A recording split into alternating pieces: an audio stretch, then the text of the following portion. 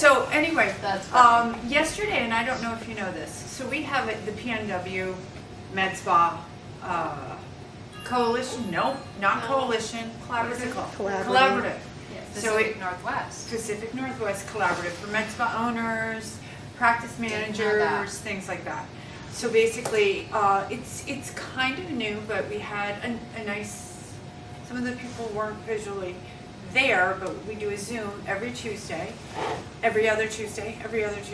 Join us, and it's knowledge sharing. So it's not anything but like, what do you do if you have a client of this, or what do you do about this? So we ask them what their biggest concerns or issues are. And it's not surprising, but a lot of it was marketing. How do I get more people to the website? That kind of stuff, which opened up one of the favorite things that we do is people say, there are tools, marketer tools that we use, Ahrefs and SEMrush, and I can throw words out there, it doesn't matter. Where you can go and see how many hits you get to your website on a monthly basis, what page they're hanging out on, how long they're hanging out there. And it's usually very eye-opening for people who think they're doing so well or are wondering why they're not doing so well. So that's kind of one of the biggest, every day people call me, can you check my website, see how many hits I have, that kind of stuff. So from there, you can make better decisions on how to make improvements. Because I think a lot of people are like, I don't, I need to do this or to do that to get more clients. But if you don't have the information and the analytics, you may be wasting your time on something where that's not the problem, this is over here. So one of the things we ended up talking about yesterday, and then following that today, or 2 days ago, was email marketing.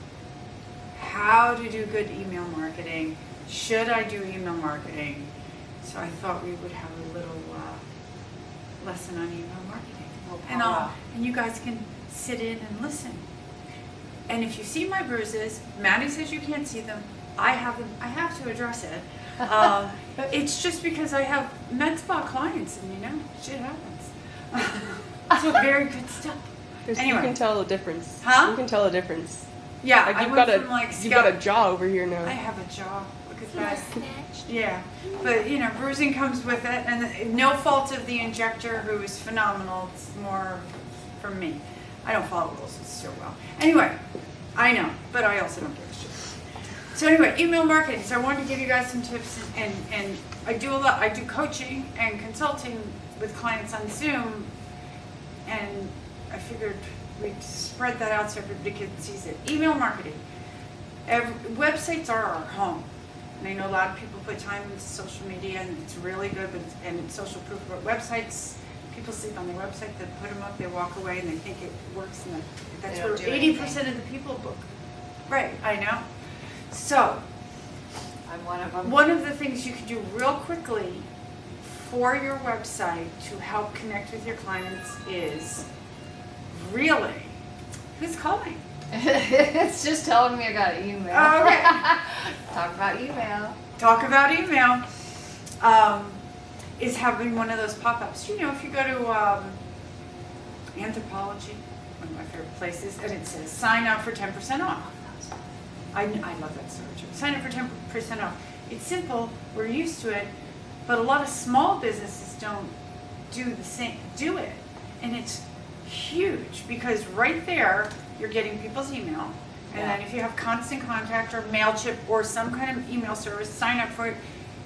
It's so inexpensive until you get to like 10,000 or 20,000 subscribers, which is a good problem to have. Sign up for one of those, connect the two on your website, offer something. Nobody's going to sign up just to hear you blabber along around your specials. Right. So offer $50 off your first appointment, 10% off if you sell a product, your next product. If you're in e-commerce, if you have e-commerce, lean towards the percentages, because you guys know, then you end up buying more because you're going to get more a larger amount. At our off. last place, you guys had that little awful picture of me, $50 off your next or your first appointment, Right. and people would literally come in and be like, "Oh, I saw the little pop-up." Mhm. I'm like, But it's yeah, but look at that. Right there, you've created a connection, and that's what those pop-ups do. They create that connection. So now you have all these people who have signed up for your newsletter. This is where people usually fuck it up because they have the connection. Either they don't send out newsletters, so you're not talking to people who've already agreed to listen to you. They've already agreed. Agreed. They've already said yes. I'm waiting to hear what you have to say. But they don't do anything. They don't send anything, or they send something when they have a special and they want a freaking sale. You know what I mean? They push. That is not the way we do. That is not the way to do email marketing. Email marketing is like having a conversation. So if someone walks in the door and wants to ask about your services, you're not going to say, "I have this on special. Buy this, buy this, buy that." You're not going to say that. You're going to say, "Hey, how you doing? Where are you from? Isn't it a beautiful day out?" You're going to have a conversation. That's how your email marketing should feel.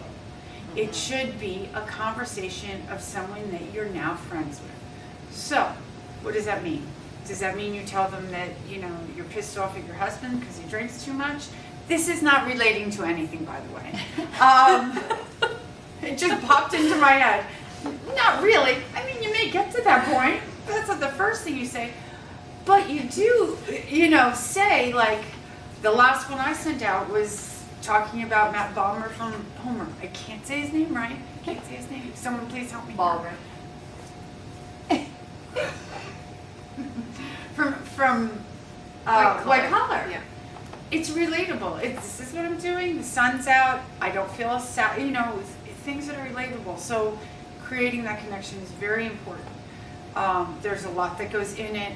65% of people will open an email, and you probably know this just from living in the world based upon the subject line, right? So if the subject line is stupid or boring or pushy or offensive, my God, if I get another political one, I'm going to put a bullet in my head. You know what I mean? I don't care. They're not going to open it. If it has power words or emotional words, free or even free, I feel like is so overused at this point. Or something like, did you hear what happened yesterday?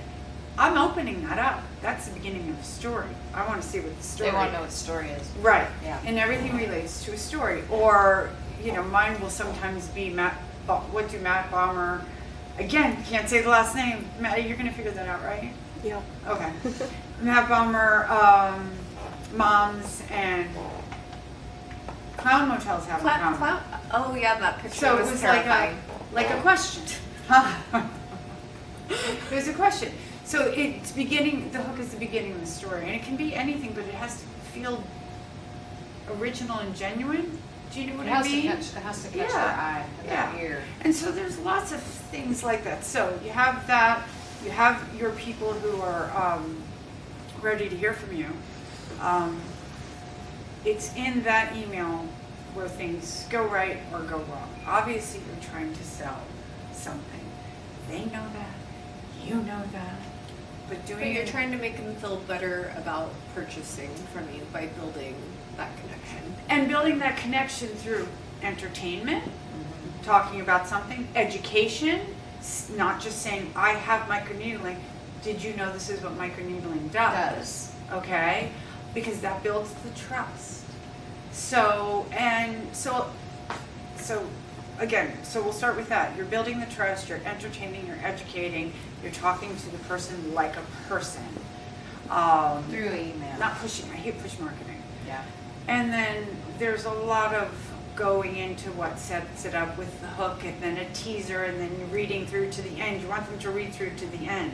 And if you don't start anything fun in the beginning and say, oh, but wait, I'll get to this in the end, they're not getting down there. So there's a lot that goes in that. And we have a cheat sheet. I'll just go around the room. I'll scan the room. We have a cheat sheet. Somewhere in this building. If you go on the website, Vitality Ventures Group website, there's a new case study for one of the email pop-ups we've done recently. The one I saw earlier. The one you saw, It was Mrs. cute. Miss, I'm sorry, she's not married yet, Miss Bubbles Barkington. We had, It's cute. it's cute, right. She had 5 times the number of subscribers than the one picture with Maddie in it, or the picture with some I want her beautiful stock robe. photo woman, Miss Bubbles Barkington, I which want is her a robe, dog. just so you know. I Um, want the robe. you want the robe? Well, it's pink. I know. But that email pop-up had 5 times the number of subscribers than the other one. So, but doing A/B marketing, because I may think something's going to work. I don't know everything. Nobody's perfect. So when you're doing any kind of email marketing, campaign of any kind, having 3 or 4 different ways of doing it to see where people are clicking, why they're clicking. In any program you use, MailChimp, Opt-in Monster, they have the ability to do that. So they'll do targeted segments, you know, ages, and you can pick from ages, you know, 40 to 50, show them this email. From ages 40 to 50 at 8 p.m., show them this email. You know, there's lots Because of that's ways. when those particular targeted people are on searching and looking. Right, right. And we also did, so we have the case study, which you can read on Vitality Ventures about Miss Bubble. Why I keep marrying her, I don't know. And her friends Fluffernutter and, For utter. yeah, she had 2 friends. Fluffernutter's one of them, I don't remember the other one. This is the insanity. This is the marketing insanity person. I'm thinking But is it- barking dogs right now. Like, Huh? Or dogs. I just want to bark. You just want to bark? Because I'm hearing you talk about bark dogs, you know? The marketing I could talk dogs. about dogs for a year and I don't actually want to bark.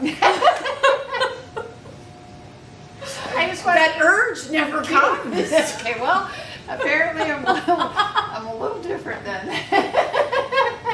That's fantastic.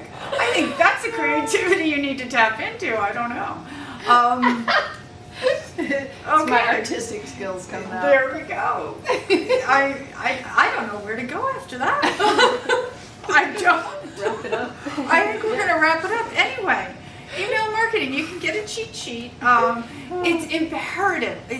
I can't stress enough how important it is, and people blow that kind of stuff off, but you are literally blowing off talking to your clients, your would-be clients. Who would do that? If they walked in the door, you wouldn't blow them off, right? Facts. It takes time, it takes effort, it takes creativity.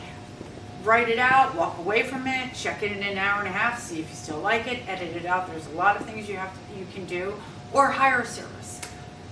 We do that too. Hire a service. I love doing that kind of stuff. Yay. Oh, there we go. Yay. Cool. Thanks. Good Hired.